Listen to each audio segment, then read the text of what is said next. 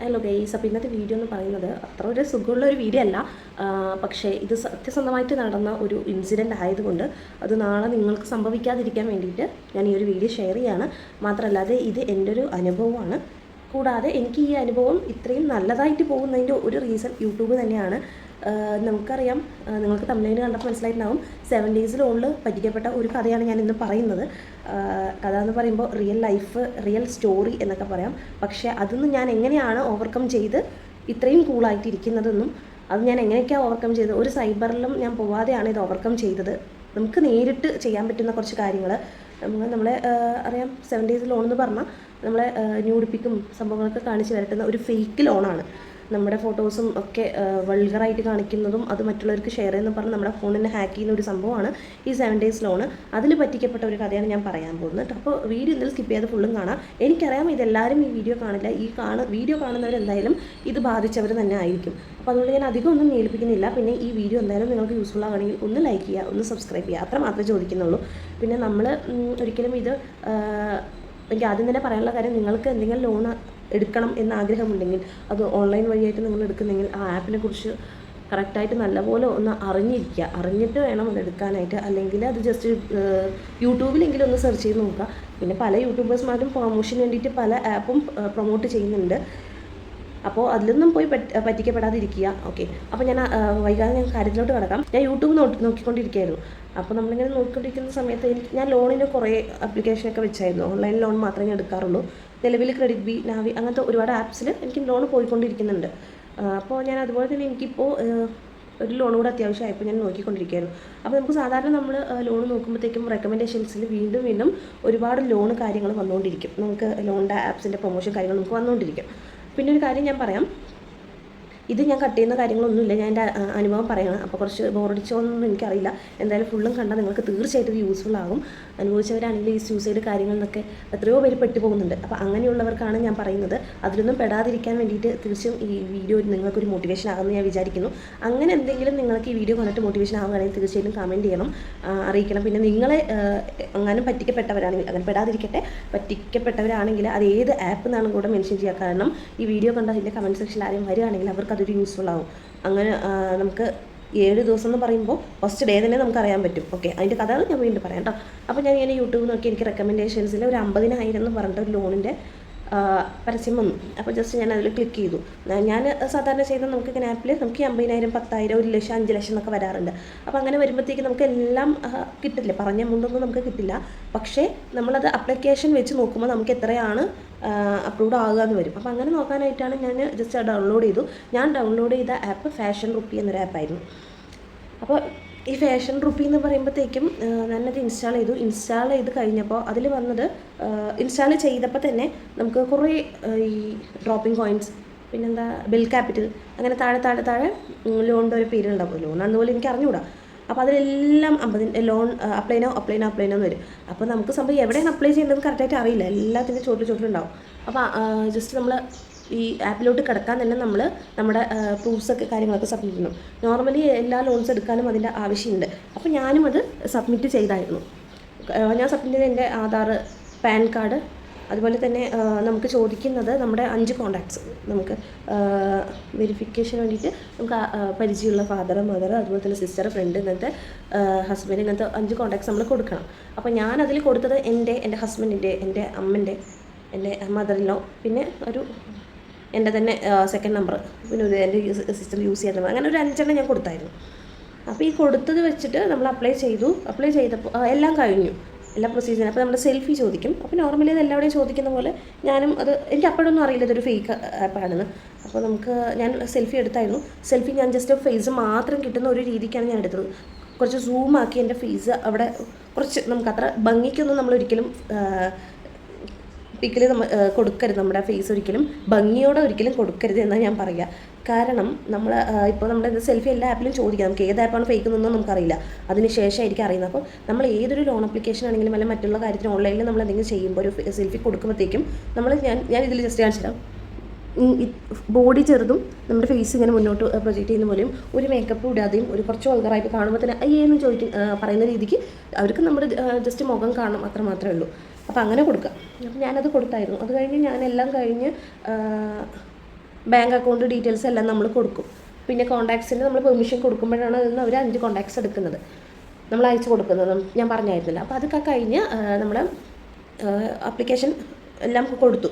അപ്പോൾ അത് കഴിഞ്ഞ് വീണ്ടും ഞാൻ ആപ്പ് വന്ന പോലെ ബെൽ ക്യാപിറ്റൽ ഡ്രോപ്പിംഗ് കോയിൻസ് എന്നിട്ട് അപ്ലൈനോ വന്നു. അപ്പോൾ ഞാൻ വീണ്ടും അപ്ലൈനോ അമർത്തിയപ്പോൾ ആദ്യം ഡ്രോപ്പിംഗ് കോയിൻസിൽ എന്തോ ഒരു അപ്ലൈനോ അത് അമർത്തിയപ്പോൾ ഒന്നും വന്നില്ല. അപ്പോൾ ഞാൻ കരുതി ജസ്റ്റ് ഫോൺ ഹാങ് ആയിരിക്കുന്നു കരുതി. അപ്പോൾ താഴെയുള്ള ബെൽ ക്യാപിറ്റലിൽ ഒന്നുകൂടെ അപ്ലൈനോ അമർത്തി, ഒന്നും വന്നില്ല. വീണ്ടും ഒന്നുകൂടെ ട്രൈ ചെയ്യാൻ വേണ്ടി താഴെ ഏതോ ഒന്നുണ്ടായിരുന്നു, അതിൽ കൂടെ ഒന്ന് അമർത്തി, ഒന്നും വന്നില്ല. അപ്പോൾ ഞാൻ കരുതി ഇത് തട്ടിപ്പാണോ, അല്ലെങ്കിൽ നിങ്ങൾ ഹാങ് ആയിട്ടില്ല, നെറ്റ് ഇല്ലാതിരിക്കാൻ വഴിയില്ല, കാരണം വൈഫൈ ആണ്. അപ്പോൾ അതുണ്ടായിരുന്നു. അപ്പോൾ ഞാൻ ശരി ഒന്ന് ഫോൺ ക്ലോസ് ചെയ്തു. അവസാനം എനിക്ക് എൻ്റെ മോളുടെ സ്കൂളിലേക്ക് ഒന്ന് പോകേണ്ട വന്നു. ഇത് ജസ്റ്റ് ഒരു 10 ദിവസം മുന്നേ നടന്ന കാര്യമാണ് ഞാൻ പറയുന്നത് കേട്ടോ. അപ്പോൾ എൻ്റെ മോളുടെ സ്കൂളിലേക്ക് കൂടെ ഒന്ന് പോകേണ്ട വന്നു. കറക്റ്റ് 11-ാം തീയതിയാണ് ഞാൻ ഈ ലോണിൻ്റെ കാര്യങ്ങളൊക്കെ വയ്ക്കുന്നത്. അങ്ങനെ സ്കൂളിലേക്ക് പോയി ഒരു 3 hours കഴിഞ്ഞിട്ടാണ് ഞാൻ തിരിച്ച് വരുന്നത്. അപ്പോൾ ഞാൻ സ്കൂളിൽ പോയ സമയത്ത് ഞാൻ തിരിച്ച് വരാറായപ്പോൾ ഒരു ഉച്ചയൊക്കെ സമയമൊക്കെ ആയപ്പോൾ എനിക്ക് അക്കൗണ്ടിലൊരു 2100 രൂപ ക്രെഡിറ്റ് ആയിട്ടുണ്ടായിരുന്നു. അപ്പോൾ അല്ലാതെ എനിക്ക് ആരെങ്കിലും തരാനുണ്ടോ, എനിക്ക് എവിടെ നിന്നൊന്നും ഒരു ഐഡിയ ഉണ്ടായിരുന്നില്ല. ഞാൻ കെയർ ചെയ്തില്ല, വീട്ടിൽ പോയിട്ട് നോക്കാമെന്ന് പറഞ്ഞ് ഞാൻ വിട്ടു. കാരണം എനിക്ക് 3 മക്കൾ കൂടെ ഉണ്ടായിരുന്നു. അപ്പോൾ എനിക്കത് നോക്കാൻ പറ്റിയ സാഹചര്യത്തിലായിരുന്നില്ല. അപ്പോൾ അത് കഴിഞ്ഞ് ഞാൻ വീട്ടിലോട്ട് വന്നപ്പോൾ എൻ്റെ മനസ്സിൽ ആദ്യം ഇതാണ് പോയിക്കൊണ്ടിരിക്കുന്നത്. അപ്പോൾ ഞാൻ ആദ്യം ഗൂഗിൾ പേ എടുത്ത് നോക്കി. ഗൂഗിൾ പേയിലൊന്നും ട്രാൻസാക്ഷൻ ഇതില്ല. അപ്പോൾ ഞാൻ നേരെ ആപ്പിൽ കയറിയപ്പോൾ 3 പ്രസ് ചെയ്തല്ലോ, 3 എനിക്ക് അക്കൗണ്ടിൽ വന്നിട്ടുണ്ട് ക്യാഷ്. ടോട്ടൽ എനിക്ക് 6300 സംതിങ് ആണ് വന്നിരിക്കുന്നത്. അത് 3 ആപ്പിൽ നിന്നാണ് വന്നിരിക്കുന്നത്. അപ്പോൾ 3 ആപ്പിൽ നിന്നാണ് വന്നിരിക്കുന്നത്. അത് എങ്ങനെയാണെന്ന് വെച്ചാൽ ഞാൻ 50,000 പറഞ്ഞ് അപ്ലൈ ചെയ്തത്, അവർ തന്നെ 3500 എനിക്ക് ലോൺ ഇട്ട്, അതിൽ എനിക്ക് 3500 ലോൺ എമൗണ്ടും ഞാൻ പേ ചെയ്യേണ്ട എനിക്ക് അക്കൗണ്ടിൽ ക്രെഡിറ്റ് ആയ എമൗണ്ട് 2102 2100 അങ്ങനെ ഒരു എമൗണ്ടായിരുന്നു എനിക്ക് വന്നിട്ടുണ്ടായിരുന്നത്. അപ്പം എനിക്ക് മനസ്സിലായില്ല, എനിക്കത് ആവശ്യമില്ല. കാരണം ഒരു ലോൺ 3500 രൂപേൻ്റെ ലോണിന് 2100 രൂപ കയ്യിൽ കിട്ടും. ഞാൻ അടയ്ക്കേണ്ടത് 3500 രൂപ, അതും 7 ദിവസം കാലാവധി. അങ്ങനെ 3 ലോണാണ് എനിക്ക് വന്നിട്ടുണ്ടായിരുന്നത്. അപ്പോൾ എനിക്കത് ഒട്ടും അഫോർഡ് ചെയ്യാൻ പറ്റില്ല. കാരണം 7 ദിവസത്തിൽ ഞാൻ ഏകദേശം ഒരു 10,000 രൂപയോളം ഞാൻ അടയ്ക്കണം.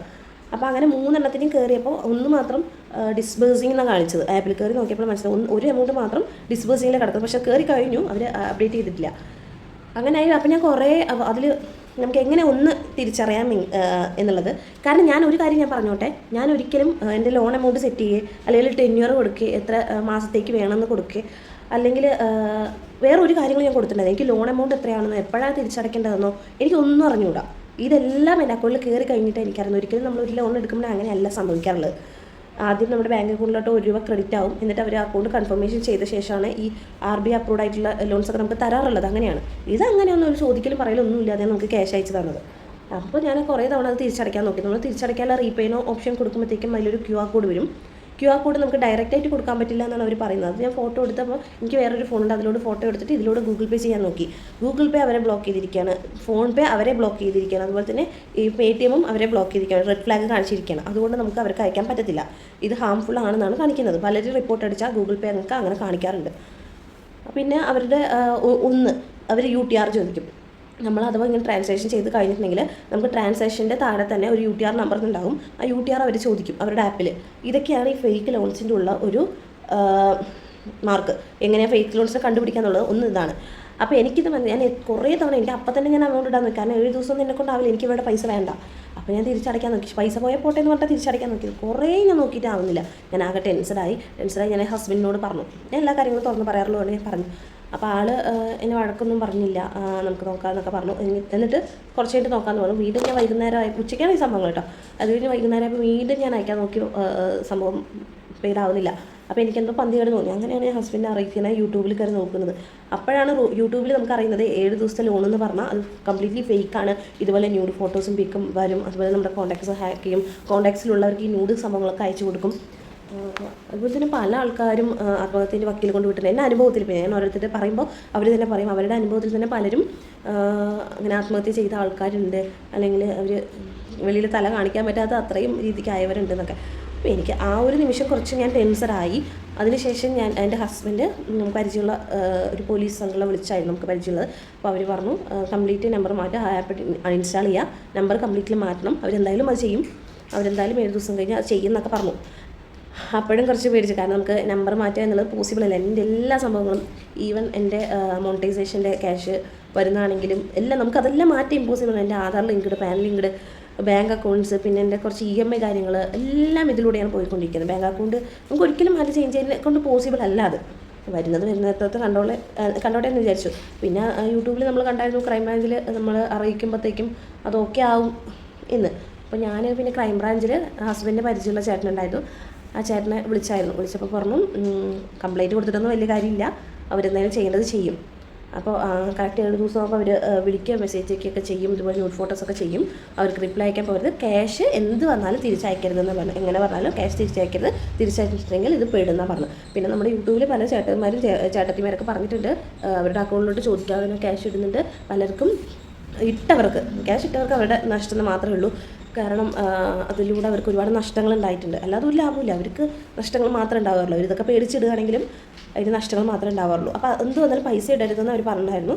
അതുപോലെ തന്നെ നമ്മുടെ യൂട്യൂബിലൊക്കെ കണ്ടാൽ ഓരോരുത്തരുടെ അനുഭവം നമുക്കറിയാം. അപ്പോൾ അതൊക്കെ കണ്ടിട്ടാണ് ഞാൻ എന്തായാലും ക്യാഷ് ഇട്ടില്ല, വരുന്നിടത്തോളം കണ്ടോട്ടെ എന്ന് അത് തന്നെ ഞാൻ കരുതിയത്. പിന്നെ ഒരിക്കലും അവർക്ക് നമ്മുടെ ഗാലറിയോ അല്ലെങ്കിൽ കോൺടാക്ട്സോ അല്ലെങ്കിൽ നമ്മുടെ ബാങ്ക് അക്കൗണ്ടോ ഒന്നും അവർക്ക് ഹാക്ക് ചെയ്യാനുള്ള ഓപ്ഷൻ ഇല്ല, ഹാക്ക് ചെയ്യാൻ പറ്റത്തില്ല. അവരെന്ത് ചെയ്യുന്നുള്ളത് ഞാൻ പറഞ്ഞുതരാം. അങ്ങനെ എൻ്റെ ഒരു 6-ാമത്തെ ദിവസമായി, ഏകദേശം 17-ാം തീയതി 18-ാം തീയതിയാണ് എനിക്ക് 7 ദിവസം ആവുക. അപ്പോൾ 17-ാം തീയതി 6-ാമത്തെ ദിവസം അവരെനിക്ക് മെസ്സേജ് അയക്കുകയാണ്. രാവിലെ എനിക്ക് കണ്ടിന്യൂസ് ആയിട്ട് ഇങ്ങനെ കോൾ വന്നുകൊണ്ടിരിക്കുകയാണ്. എനിക്ക് കുറച്ച് വൈകിയിരുന്നു, 8:30-ക്കായി. അപ്പോൾ അവർ ആ നേരത്ത് കണ്ടിന്യൂസ് ആയിട്ട് കോൾ. അപ്പോൾ ഞാൻ ട്രൂ കോളറിൽ ഓൾറെഡി നമ്മൾ ക്യാഷ് അടച്ചാൽ നമുക്ക് വരുന്ന അൺനോൺ നമ്പേഴ്സ് ഫുള്ളും ബ്ലോക്ക് ചെയ്യാൻ പറ്റും. അൺനോൺ നമ്പേഴ്സ് ഏതാണെങ്കിലും അത് ബ്ലോക്കഡ് ആവും, നമുക്ക് കോൾ വരത്തില്ല. അങ്ങനെ ഞാൻ ചെയ്തായിരുന്നു. ഒരു 99 രൂപയ്ക്ക് അടച്ചിട്ടാണ് ഞാൻ ചെയ്തത്. അപ്പോൾ കോൾ എനിക്ക് വരാൻ പറ്റുന്നില്ല, ഫുൾ കട്ടായി. എന്ന് വെച്ചാൽ നമുക്ക് എല്ലാ കോളും കട്ടാവും. അൺനോൺ നമ്പറിൽ വരുന്ന കൊറിയേഴ്സിൻ്റെ എല്ലാം നമുക്ക് കട്ടാവും. അപ്പോൾ ഇവരുടെ നമ്പറാണ് നമ്മൾ മെയിൻ ഫോക്കസ് ചെയ്യുന്നത്. അപ്പോൾ എന്തായാലും കട്ടായി. അതുകൊണ്ട് അവരെനിക്ക് വാട്സപ്പിലായിരുന്നു എന്നെ മെസ്സേജ് അയച്ചുകൊണ്ടിരുന്നത്. ഫസ്റ്റ് മെസ്സേജ് എനിക്ക് എങ്ങനെ വന്നതെന്ന് പറഞ്ഞാൽ ഒരു നമ്പർ, ഈ നമ്പർ പാകിസ്ഥാനിൽ ഫ്രം പാകിസ്ഥാൻ വാട്സപ്പിൽ കാണിക്കും. അന്നേരം തന്നെ എനിക്ക് മനസ്സിലായി അത് ആ ലോണിൻ്റെ സംഭവമാണെന്നുള്ളത്. അപ്പോൾ അത് കഴിഞ്ഞ് ഞാൻ നോക്കിയപ്പോൾ യുവർ മാഡം യുവർ ഫുൾ ഇംഗ്ലീഷിലാണ് കേട്ടോ. അപ്പോൾ നിങ്ങളുടെ ലോണ് പേയ്മെൻറ്റ് ചെയ്യാനുള്ള ടൈമായി, 7 ദിവസമാണ്, എമൗണ്ട് 3500 അതിൻ്റെ ഹാഫ് എങ്കിലും പേ ചെയ്യണം, 1700 സംതിങ്. മെസ്സേജ് ഇങ്ങനെ ഭീഷണിയാണ് കേട്ടോ. നിങ്ങളുടെ കോൺടാക്ട്സിലുള്ളവർക്കെല്ലാം ഞാൻ ന്യൂഡിപ്പിക്ക് അയച്ചു കൊടുക്കും അങ്ങനെ. അപ്പം ഞാൻ കുറച്ച് സത്യം പറഞ്ഞാൽ ഞാൻ ആകെ അപ്സെറ്റായി. കാരണം നമുക്ക് ഫസ്റ്റായിട്ട് നമ്മൾ കേട്ടിട്ടേ ഉള്ളൂ, കാരണം നമ്മൾ ഇതുവരെ അനുഭവിച്ചിട്ടില്ല. അപ്പോൾ പക്ഷേ ഞാൻ എന്തും നേരിടാൻ റെഡിയായിട്ട് തന്നെയാണ് ഇരുന്നത്. അപ്പോൾ അങ്ങനെ വന്നപ്പോൾ ഞാൻ ശരിയെന്ന് നോക്കുക, ഷ്യൂർ ഓക്കെ എന്നൊക്കെ പറഞ്ഞു, ചെയ്തോളൂ കുഴപ്പമില്ല എന്ന് പറഞ്ഞു. അപ്പോൾ okay wait I will see എന്നൊക്കെ പറഞ്ഞു. എന്നിട്ട് ഈ ഫോൺ സൈറ്റിലൊക്കെ നിങ്ങളുടെ ഫോട്ടോസിലും ഓൾ ഇന്ത്യയിൽ അയച്ചു കൊടുക്കും, സോഷ്യൽ മീഡിയസിൽ അപ്ലോഡ് ചെയ്യും എന്നൊക്കെ പറഞ്ഞു. ചെയ്തോളൂ പറഞ്ഞു. എന്നിട്ട് അവരെൻ്റെ ലോൺ സമയത്ത് ഞാൻ വെച്ച പാൻ കാർഡ്, ആധാർ കാർഡ്, അതുപോലെ തന്നെ എൻ്റെ സെൽഫി എല്ലാവരും എനിക്ക് അയച്ചു തന്നു. ഞാൻ റിപ്ലൈ ഒന്നും കൊടുക്കാൻ പോയില്ല. കുറച്ച് നേരം കഴിഞ്ഞു, ഞാൻ അടുക്കളയിലായിരുന്നു. നേരെ അവർ എനിക്കൊരു ഫോട്ടോ അയച്ചു തന്നു, ഒരു ന്യൂഡ് ഫോട്ടോ. പക്ഷേ ആക്ച്വലി ഞാൻ അത്ര നേരമുള്ള ടെൻഷൻ മൊത്തം എനിക്ക് ആ ഫോട്ടോ കണ്ടപ്പോൾ പോയി. എന്ന് വെച്ചാൽ അത്രയും യോജിക്കാത്ത, ഒരു ബോഡിക്ക് ഒരിക്കലും മാച്ചാകാത്ത ഒരു ഫേസ് ആയിരുന്നു അവർ വെച്ചിട്ടുണ്ടായിരുന്നത്. എന്ന് വെച്ചാൽ എൻ്റെ ഫേസും വേറെ ആരുടെയോ ഒരു ന്യൂഡായിട്ടുള്ള ഒരു ബോഡിയും കൂടെയാണ് വെച്ചിട്ട് എനിക്ക് പിക്ക് അയച്ചിട്ടുണ്ടായിരുന്നത്. അന്നേരം തന്നെ നമ്മൾ പറയേണ്ടത്, നമുക്കങ്ങനെ ന്യൂഡ് ഫോട്ടോസോ അല്ലെങ്കിൽ വീഡിയോസ് വരില്ല എന്നൊക്കെ കരുതുന്നത്, ഫോട്ടോസ് വരുമ്പോൾ നമ്മൾ ചെയ്യേണ്ടത് വേറെ ഒന്നുമല്ല. ഞാൻ പറഞ്ഞുതരാം. ഇത് ഒന്നാമത്തെ ആളോട് ഞാൻ പറഞ്ഞത്, ഇത് അടിപൊളിയായിട്ടുണ്ട്, എനിക്ക് നല്ല ഇഷ്ടമായി, ഇനിയും ഫോട്ടോസ് ഉണ്ടോ എന്ന് ഞാൻ ചോദിച്ചു. സത്യം പറയാം, എനിക്ക് ഭയങ്കര ഇഷ്ടമായി. നിങ്ങളുടെ സ്കിൽ ഞാൻ സമ്മതിക്കുന്നു, നിങ്ങളുടെ എഡിറ്റ് ചെയ്യേണ്ട കഴിവ് ഞാൻ സമ്മതിച്ചിരിക്കുന്നു. ഇതെല്ലാം ഇംഗ്ലീഷിൽ തന്നെ പറയുന്നുണ്ടോ. അപ്പോൾ അങ്ങനെ പറഞ്ഞു. അങ്ങനെ അവരിട്ട് കുറേ ഞാൻ വെറുപ്പിച്ചു. എനിക്കിഷ്ടമായി, ഇത് സൂപ്പറാണ്, എനിക്കിഷ്ടമാണ്, ഇതാ അങ്ങനെ നിങ്ങൾ അയച്ചോളൂ, എനിക്കൊരു കുഴപ്പമില്ല, അങ്ങനെ കഴിച്ചു. അപ്പോൾ അങ്ങനെ കുറച്ച് നേരം കഴിഞ്ഞാൽ അവർ പോയി. ഇവരുടെ സംഭവം എങ്ങനെയാണെന്ന് പറഞ്ഞാൽ, രാവിലെ ഇവർ നമുക്ക് മെസ്സേജ് അയക്കും അല്ലെങ്കിൽ കോൾ ചെയ്യും. അത് കഴിഞ്ഞാൽ പിന്നെ ഒരു 10 മണി കഴിഞ്ഞാൽ ഇവർ നമുക്ക് മെസ്സേജ് അയക്കുക, കോൾ ചെയ്യുകയൊന്നും ചെയ്യില്ല. നമ്മൾ വിളിച്ച് എടുക്കത്തില്ല കേട്ടോ. അങ്ങനെയാണ് ഇത് കണ്ടിന്യൂസ് ആയിട്ട് നടന്നുകൊണ്ടിരിക്കുന്നത്. അങ്ങനെയാണ് കേട്ടോ. പിന്നെ അത് കഴിഞ്ഞ് പിറ്റേ ദിവസമാണ് കോൾ വന്നത്.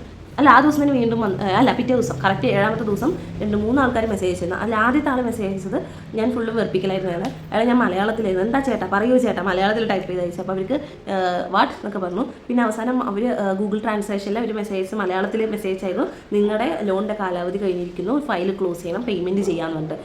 അപ്പോൾ ഞാൻ ഏത് ലോൺ അങ്ങനെ അയച്ചു. അപ്പോൾ അവർ കോൾ ചെയ്തു, വാട്സപ്പ് കോൾ ചെയ്തു. അപ്പോൾ ഞാൻ ഹസ്ബൻഡിനോട് എടുക്കാൻ പറഞ്ഞു. അപ്പോൾ ഹസ്ബൻഡ് കുറച്ച് തമാശ കളിപ്പിച്ചുകൊണ്ടിരുന്നു. നിങ്ങളുടെ വൈഫ് ലോൺ എടുത്തു എന്നാണ് പറഞ്ഞു. അപ്പോൾ നമ്മൾ പൊട്ട ഭാഷയിൽ സംസാരിക്കണം, നമ്മൾ കറക്റ്റ് ഇംഗ്ലീഷൊന്നും സംസാരിക്കരുത്, അവരെ കളിപ്പിച്ച് കൊല്ലണം എന്നാണ് പറയുന്നത്. അപ്പോൾ husband no wife, I am single, no wife, അങ്ങനെയൊക്കെ അതൊക്കെ പറഞ്ഞു. അപ്പോൾ അവർ പറഞ്ഞു ഇനി കാണിച്ചു തരാം, അവർ ഹിന്ദിയിൽ പറഞ്ഞായിരുന്നു, കോളായിരുന്നു, ഞാൻ കാണിച്ചു തരാം എന്താണ് ഞാൻ ന്യൂഡ് ഫോട്ടോസൊക്കെ അങ്ങനെ ഇങ്ങനെയെന്നൊക്കെ പറഞ്ഞു. അപ്പോൾ അങ്ങനെ കഴിഞ്ഞ് നമ്മൾ വെറുപ്പിച്ചു. പിന്നെ അവർ വീണ്ടും ആധാർ, പാൻ കാർഡ്, എൻ്റെ സെൽഫി എനിക്ക് അയച്ചു തന്നു. അപ്പോൾ ഞാൻ ഹൂസ് ദീസ് നമുക്ക് അറിയാത്ത പോലെ ഇത് മെയിലാണ് പറഞ്ഞിട്ടാണ് സംസാരിക്കുന്നത്. കാരണം എൻ്റെ ഹസ്ബൻഡാണ് കോൾ എടുത്തിട്ടുണ്ടായത്. അപ്പോൾ മെയിലാണ് പറഞ്ഞിട്ടാണ് നമ്മൾ സംസാരിക്കുന്നത്. അപ്പോൾ ഇത് ആരാണ് എനിക്കിത് അറിയില്ല, നിങ്ങളുടെ വൈഫാണോ ചോദിച്ചു ഞാൻ ആ ഫോട്ടോ, നിങ്ങളുടെ വൈഫാണോ ഇത് ചോദിച്ചു. അപ്പോൾ ഞാൻ കാണിച്ചു തരാം വൈഫാണോ ഇല്ലയോ എന്ന് പറഞ്ഞിട്ട് അവർ ആദ്യം ഒരു ന്യൂഡ് ഫോട്ടോ അയച്ചു തന്നു. ജസ്റ്റ് ഒരു ബോഡി, അതിൽ എൻ്റെ ഒരു തല, അങ്ങനെയാണ് അയച്ചു തന്നത്. ഇറ്റ്സ് ഓക്കെ, ഞാൻ പറഞ്ഞു സൂപ്പറായിട്ടുണ്ട്, ഇത് നിങ്ങളുടെ വൈഫാണോ, അടിപൊളിയായിട്ടുണ്ട്, എനിക്ക് ഇനിയും ഫോട്ടോസ് വേണമെന്ന് പറഞ്ഞു. പിന്നെ അത് കഴിഞ്ഞിട്ട് നിങ്ങളുടെ ഫോട്ടോ എന്താണ് ഞാൻ വേണമെങ്കിൽ ഒറിജിനൽ തരാം, നിങ്ങൾ ഇത്ര മോർഫ് ചെയ്ത് കഷ്ടപ്പെടണമെന്ന് ഞാൻ പറഞ്ഞു. അപ്പോൾ ഒറിജിനൽ തരുമോ? അപ്പോൾ ഞാൻ ഒറിജിനൽ ജസ്റ്റ് ഒന്ന് അയച്ചു കൊടുത്തു. ഒരു ട്രാൻസ്ജെൻഡറിൻ്റെ ഫോട്ടോ ആണ് ഞാൻ അയച്ചു കൊടുത്തത്. കാണുമ്പോൾ കുറച്ച് വൾഗറായിട്ട് ഒരു മേക്കപ്പൊക്കെ ഇട്ട് കുറച്ച് വയർത്ത് ഒലിച്ചുകൊണ്ടിരിക്കുന്ന ഒരു ട്രാൻസ്ജെൻഡറിൻ്റെ ഒരു ഫോട്ടോ ഞാൻ അയച്ചു കൊടുത്തു. എന്നിട്ട് ഞാൻ പറഞ്ഞു it's me, I am transgender not. അപ്പോൾ ഞാൻ ട്രാൻസ്ജെൻഡറാണ്, എനിക്കിതാരെന്ന് അറിയില്ല, നിങ്ങളുടെ വൈഫാണോ, എനിക്ക് ഇനി ഫോട്ടോസ് വേണം. എന്നിട്ട് ഞാൻ അങ്ങോട്ട് കുറച്ച് സെക്ഷലി നമ്മൾ സംസാരിക്കണം, അവരെ വെറുപ്പിക്കണം. നമ്മുടെ ടാർഗറ്റ് അതായിരിക്കണം എപ്പോഴും. അപ്പോൾ അവരെ നമ്മൾ സെക്ഷലി ഹറാസ്മെൻറ്റ് ചെയ്യണം. നമ്മൾ ഇങ്ങോട്ട് അവർ ചെയ്യുമ്പോൾ നമ്മൾ ടൈപ്പ് ചെയ്ത് അങ്ങോട്ട് അയക്കണം, അതാണ് നമുക്ക് വേണ്ടത് കേട്ടോ.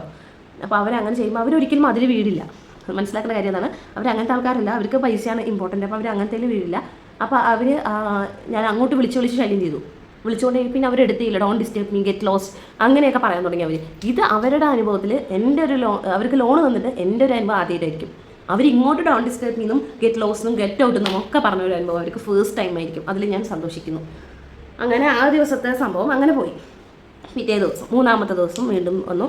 അയാൾ കുറച്ചുകൂടെ സ്റ്റാൻഡേർഡുള്ള ഒരാളായിരുന്നു. അയാൾ ഇതുപോലെ എൻ്റെ ഫോട്ടോ അല്ല മോർഫ് ചെയ്തത്, മറ്റൊരു ഫോട്ടോ, ഒരു പെണ്ണും ചെക്കനും കൂടെ കിടക്കുന്നത് നേക്കഡായിട്ട്, അതുപോലെ തന്നെ ഫോണിൻ്റെ സംഭവം കാണിച്ചിട്ടും അതിൻ്റെ സൈഡിൽ എൻ്റെ ഒരു ഫോട്ടോ, നിങ്ങൾക്ക് എപ്പോൾ വേണമെങ്കിലും വിളിക്കാം എന്നൊക്കെ പറഞ്ഞിട്ട് ഒരു പോസ്റ്റർ പോലെ ഉണ്ടാക്കിയിട്ട് അപ്പോൾ അതെനിക്ക് അയച്ചു തന്നു. ഞാൻ പറഞ്ഞു യു ക്യാൻ സെൻഡ് ഇറ്റ്, നമ്മുടെ കോൺടാക്ട്സിലൊക്കെ അയക്കും, ഇപ്പോൾ തന്നെ 35 പേർക്ക് ഞാൻ അയച്ചു കഴിഞ്ഞു എന്നൊക്കെ പറഞ്ഞു. എന്നിട്ട് എപ്പോഴും നമ്മൾ കൊടുത്ത 5 പേരുടെ ആ നമ്പർ കൂടെ അവർ നമുക്ക് സെൻഡ് ചെയ്തിട്ടുണ്ടോ, കാരണം അവർക്ക് നമ്മളെ ഉണ്ടെന്ന് തെളിയിക്കാനായിട്ട്. അപ്പോൾ അങ്ങനെ ആയി. അപ്പോൾ യു ക്യാൻ സെൻഡ് ഇറ്റ് പറഞ്ഞു. അവർ ആർക്കും സെൻഡൊന്നും ചെയ്തില്ല. 3 ദിവസം അവർ ആർക്കും സെൻഡ് ചെയ്തിട്ടില്ല കേട്ടോ. മനസ്സിലാക്കുന്ന കാര്യം അതാണ്. എപ്പോൾ നമ്മൾ അവരെ ഇതാക്കുമ്പോൾ നമ്മൾ ബോൾഡായിരിക്കുക, നമ്മൾ അങ്ങോട്ട് അവരെ വെറുപ്പിക്കുക.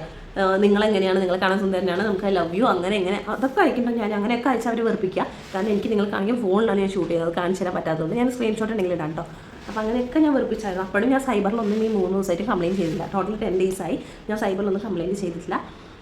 അപ്പോൾ അയാൾ അങ്ങനെ പോയി കേട്ടോ. മൂന്നാമത്തെ ആളും അങ്ങനെ പോയി. പിന്നെ അതേ തന്നെ 3-ാമത്തെ ദിവസം വേറൊരാൾ മെസ്സേജ് അയച്ചായിരുന്നു. അയാൾ അങ്ങനെ ഫോട്ടോ അയക്കുന്നൊക്കെ പറഞ്ഞിട്ട് ഒരു ഫോട്ടോ, ന്യൂഡായിട്ടുള്ളൊരു ഫോട്ടോ എൻ്റെ കോൺടാക്ട്സിൽ 2 പേർക്ക് ഞാൻ അയക്കും, യു ക്യാൻ എന്താണ് ഞാൻ കാണിച്ചു തരാം എന്നൊക്കെ പറഞ്ഞിട്ട് എൻ്റെ അമ്മായിയമ്മേൻ്റെ ഫോണിക്കും എൻ്റെ അമ്മേൻ്റെ ഫോണിക്കും അയച്ചായിരുന്നു. എൻ്റെ അമ്മേൻ്റെ ഫോണിൽ 2 പേര്. അപ്പോൾ അമ്മയോട് നമ്മൾ ഓൾറെഡി കാര്യങ്ങളൊക്കെ പറഞ്ഞിട്ടുണ്ട്, അതുകൊണ്ട് കുഴപ്പമില്ല. അതുകൊണ്ട് ആദ്യം തന്നെ നിങ്ങളെപ്പോഴും നിങ്ങളുടെ വീട്ടുകാരോട് കാര്യം പറയാം. ആരെങ്കിലും ഒരാളെങ്കിലും അറിഞ്ഞിരിക്കുന്നത് ഇമ്പോർട്ടൻ്റ് ആണ്. പലരും അറിയാൻ പാടില്ല, പേടിയായിട്ടൊക്കെ ഇരിക്കുന്നുണ്ട്. അപ്പോൾ അവരോട് ഞാനൊരു കാര്യം പറയാം. നിങ്ങൾക്ക് അങ്ങനെ പേടിയാണെങ്കിൽ നിങ്ങൾ പറയാം, നിങ്ങൾ ഒരു ലിങ്കിലും കയറിയിട്ടില്ല പറയാം. അതിലാരും നിങ്ങൾ ചോദ്യം ചെയ്യുന്നില്ല. നിങ്ങളുടെ ഫോൺ ഹാക്ക് ചെയ്താണെന്ന് പറഞ്ഞിട്ടുണ്ടെങ്കിൽ നിങ്ങൾ വീട്ടിൽ പറയാം, ഞാൻ ആപ്പ് ഡൗൺലോഡ് ചെയ്തു, ലോൺ എടുക്കാനാണ്, അങ്ങനെ ഒന്നും പറഞ്ഞെങ്കിൽ കുഴപ്പമില്ല. ഒരു ലിങ്ക് എനിക്ക് വന്നാൽ ജസ്റ്റ് പ്രസ് ചെയ്തു ഹാക്കായി എങ്കിലും പറയാം. മനസ്സിലായി? അങ്ങനെ പറഞ്ഞാൽ നിങ്ങൾക്ക് ആയിരിക്കും വഴക്ക് കിട്ടാതിരിക്കുന്നത് ഞാൻ വിചാരിക്കുന്നു. അപ്പോൾ അതെങ്കിലും പറയാം. കാരണം നമ്മൾക്കിത് നമ്മൾ എന്തായിരിക്കുന്നു ഒന്നും ഒരു സോഴ്സ് ആർക്കും ആവശ്യമില്ല നമ്മുടെ കാര്യങ്ങൾ. കാരണം നമുക്ക് അവരെ ബ്ലോക്ക് ചെയ്യാന്നുള്ളതേ ഉള്ളൂ. നമ്മളൊന്നും തെറ്റായിട്ട് അവരുടെ അടുത്ത് പോലെ നമ്മൾ ലോൺ ആവശ്യത്തിന് എടുക്കുകയാണ്. അതുമല്ല പല കാര്യം നമ്മൾ എടുക്കാണ്ടാണ് അവർ ഇങ്ങോട്ട് തരുന്നത്. അപ്പോൾ അത് മെയിനായിട്ട് ആലോചിക്കുക. ആരും വീട്ടിൽ പറയാതിരിക്കരുത്. പറയാൻ ഒരുപാട് കാര്യങ്ങളൊന്നും സത്യം പറയാം. അല്ലെങ്കിൽ നമ്മൾ ജസ്റ്റ് ഒരു ലിങ്ക് ക്ലിക്ക് ചെയ്തപ്പോൾ ഇങ്ങനെ ആയതെന്ന് പറയാം. അല്ലെങ്കിൽ ഫോൺ ഒരു ഹാക്ക് ചെയ്താണ് പറയാം. വീട്ടിൽ കുറച്ച് പേടിയുള്ള ആൾക്കാരൊക്കെയാണ്, വീട്ടിൽ അമ്മമാർക്ക് കുറച്ച് ടെൻസ്ഡ് ആണെന്നുണ്ടെങ്കിൽ ഫോൺ ഹാക്ക് ചെയ്തതാണ്, എനിക്ക് എന്താണെന്ന് അറിയില്ല, യൂട്യൂബിൽ നോക്കിയപ്പോൾ ഇങ്ങനെയൊക്കെ അറിഞ്ഞത്. അപ്പോൾ എല്ലാവരും ഒന്ന് ഇതായിട്ടിരിക്കാമെന്ന് പറയാം. അല്ലെങ്കിൽ പൂർണ്ണമായിട്ട് നിങ്ങൾക്ക് നമ്പർ മാറ്റാൻ പറ്റിയെങ്കിൽ കംപ്ലീറ്റ് ആയിട്ട് നമ്പർ മാറ്റുക. നമ്പർ മാറ്റിയാലും അവർ വെറുതെ വിടില്ല. 5 നമ്പേഴ്സ് നമ്മൾ കൊടുത്തിട്ടുണ്ട്. അതുകൊണ്ട് തന്നെ അവർ 5 പേർക്കും മെസ്സേജ് അയക്കും. അങ്ങനെ 3-ാമത്തെ ദിവസം അവർ എൻ്റെ അമ്മായിയമ്മൻ്റെ ഫോണിക്കൊക്കെ മെസ്സേജ് അയച്ചു. അമ്മായിയമ്മ ഡിലീറ്റ് ചെയ്തു. എൻ്റെ അമ്മ തുറന്നു പോലും നോക്കിയിട്ടില്ല. അതുകൊണ്ട് അത് അങ്ങനെ പോയില്ല. പിന്നെ 4-ാമത്തെ ദിവസം 5-ാമത്തെ ദിവസം ഒന്നും ഒരു കോളോ കാര്യങ്ങളോ ഒന്നും വന്നിട്ടില്ല. ഇനി അങ്ങോട്ട് വരികയാണെങ്കിലും സെയിം രീതിക്ക് ഞാൻ അവരെ വെറുപ്പിക്കും. ഞാൻ അങ്ങോട്ട് അവരെ പ്രപ്പോസ് ചെയ്ത് വെറുപ്പിക്കുകയാണ്. ഞാൻ അങ്ങോട്ട് അവരോട് കാര്യങ്ങൾ ചോദിക്കണം, അല്ലാതെ അവർ ഇങ്ങോട്ടല്ല എന്നെ വെറുപ്പിക്കുന്നത്. പലരും എനിക്ക് 5 പേര് എന്തോ മെസ്സേജ് അയച്ചിട്ടുണ്ട്. 5 പേരും എന്നെ കൊണ്ട് പൊറുതിമുട്ടിയിട്ടാണ് പോയിരിക്കുന്നത്, അല്ലാതെ അവരെ കൊണ്ട് ഞാൻ പൊറുതിമുട്ടി ബ്ലോക്ക് ചെയ്തതല്ല. മനസ്സിലാവുന്നുണ്ട്? അപ്പോൾ ഇത്രയും കാര്യങ്ങൾ ശ്രദ്ധിച്ചാൽ മതി. വീഡിയോ ഒത്തിരി ലാഗാണ്, പക്ഷേ ഇത് ഒരുപാട് കാര്യങ്ങൾ അറിയാനായിട്ടുണ്ട്. അതുകൊണ്ടാണ് ഇത്രയും ഡീറ്റെയിൽഡ് ആയിട്ട് പറഞ്ഞത്. നമ്മൾ ചെയ്യുന്ന ഇത്ര മാത്രമേ ഉള്ളൂ. പേടിക്കാതിരിക്കുക. ആരോടെങ്കിലും കാര്യം പറയാം, ആരെങ്കിലും സപ്പോർട്ട് നമുക്ക് വേണം. നമ്മൾ ചെയ്യുന്ന കാര്യങ്ങളെല്ലാം മറ്റുള്ളവരോട് തുറന്ന് പറയണം നമുക്ക്. അത് ഏതെങ്കിലും ഒരു ഫ്രണ്ട്, ഈവൻ ഒരു ഫ്രണ്ട് ആണെങ്കിൽ പോലും മതി. ഓക്കെ. പിന്നെ സൈബറിൽ റിപ്പോർട്ട് ചെയ്യണമെന്ന് നിർബന്ധം നിങ്ങൾക്കുണ്ടെങ്കിൽ റിപ്പോർട്ട് ചെയ്യാം. ഞാൻ ഓൺലൈനായിട്ട് മാത്രം ഇന്നലെ 4-ാമത്തെ ദിവസം എന്ന് വെച്ചാൽ ടോട്ടൽ ഒരു ലോൺ എടുത്തിട്ട് ഒരു 11ാമത്തെ ദിവസമാണ് ഞാൻ സൈബറിൽ ഓൺലൈനായിട്ട് റിപ്പോർട്ട് ചെയ്തത്. കാരണം എന്തെങ്കിലും ഒരു കാരണത്തിൽ എന്തുകൊണ്ട് റിപ്പോർട്ട് ചെയ്തില്ല എന്നുണ്ടെങ്കിലോ എന്ന് പറഞ്ഞിട്ട് ഞാൻ 11ാമത്തെ ദിവസം ജസ്റ്റ് ഓൺലൈനിൽ റിപ്പോർട്ട് ചെയ്തില്ല. സൈബറിലൊന്നും ഞാൻ പോയിട്ടില്ല കേട്ടോ. അപ്പോൾ ജസ്റ്റ് നോട്ട് ദ പോയിന്റ്, നിങ്ങൾ ബോൾഡായിരിക്കുക, അത്ര മാത്രമേ ഉള്ളൂ. അല്ലാതെ ഇതിൻ്റെ പേരിൽ എനിക്ക് ഇനി എൻ്റെ മാനം പോയി, എൻ്റെ കല്യാണം നടക്കില്ല, നാട്ടുകാരൊന്നും അറിയത്തില്ല. സത്യം എന്താ ഞാൻ പറയുന്നത്, നാട്ടുകാരൊന്നും അറിയില്ല കേട്ടോ. അപ്പോൾ എന്തായാലും ബോൾഡായിരിക്കുക. അപ്പോൾ വീഡിയോ ഇഷ്ടമായി ലൈക്ക് ചെയ്യുക. ഇത്രയും നിങ്ങൾക്ക് യൂസ്ഫുള്ളായ കാര്യങ്ങളാണ് ഞാൻ പറഞ്ഞത്. അപ്പോൾ ഒരു സബ്സ്ക്രൈബും ഒരു ലൈക്ക് ഇത്ര ആവശ്യമുള്ളൂ. അപ്പോൾ നമ്മുടെ ചാനൽ പറയുമ്പോൾ പുതിയൊരു ചാനലാണ്. അപ്പോൾ എന്തായാലും സപ്പോർട്ട് ചെയ്യാം കേട്ടോ. അപ്പോൾ അത്രയേ ഉള്ളൂ. ആരും ഒരു ഫേക്ക് ലോൺസിനും പോയി പെടാതിരിക്കുക. എന്തായാലും പെടുന്നതിന് മുന്നേ ഒന്ന് ആലോചിക്കുക നന്നായിട്ട്. പെട്ട് കഴിഞ്ഞാൽ ഞാൻ പറഞ്ഞ കാര്യങ്ങൾ ശ്രദ്ധിക്കുക. അത്രയേ വേണ്ടുള്ളൂ കേട്ടോ. പിന്നെ ആരും പേടിക്കേണ്ടതായിട്ട് ഒന്നുമില്ല. അപ്പം ഞാൻ ഇത്രയും കോൺഫിഡൻ്റ് ആയിട്ട് ഇരിക്കുകയാണെങ്കിൽ തീർച്ചയായിട്ടും നിങ്ങൾക്ക് അതിന് സാധിക്കും. അതിന് വേണ്ടിയിട്ടാണ് ഈ ഒരു വീഡിയോ ഞാൻ തീർച്ചയായിട്ടും ചെയ്യുന്നത്. ഇത്രയും ഒരു അരമണിക്കൂറോളം നീണ്ട വീഡിയോ ഞാൻ ചെയ്യുന്നത് കൊണ്ടാണ് കേട്ടോ. അപ്പോൾ എന്തായാലും വീഡിയോ മറക്കാതെ നിങ്ങൾക്ക് യൂസ്ഫുൾ ആയിട്ടുള്ള തോന്നുകയാണെങ്കിൽ ലൈക്ക് ചെയ്യുക. അതുപോലെ തന്നെ ഇതുപോലെ ആരും പെടാതിരിക്കാൻ വേണ്ടിയിട്ട് ഈ വീഡിയോ ഒന്ന് ഷെയർ ചെയ്യാം കേട്ടോ. അത് നിങ്ങൾ ചെയ്യുന്ന ഏറ്റവും നല്ല കാര്യം. ഞാനും യൂട്യൂബ് കണ്ട് തന്നെയാണ് എനിക്ക് ഇത്രയും ധൈര്യം കിട്ടിയത്. അപ്പോൾ നിങ്ങൾക്കും ഈ വീഡിയോ കണ്ടാൽ തീർച്ചയായിട്ടും ധൈര്യം കിട്ടും. നിങ്ങളും ഇതിൽ ബാധിക്കപ്പെട്ടവരാണെന്ന് എനിക്ക് മനസ്സിലാവുന്നുണ്ട്. അങ്ങനെയുള്ളവരാണ് എൻ്റെ വീഡിയോ കാണുമെന്ന് എനിക്കറിയാം. ഓക്കെ, അപ്പോൾ ബൈ.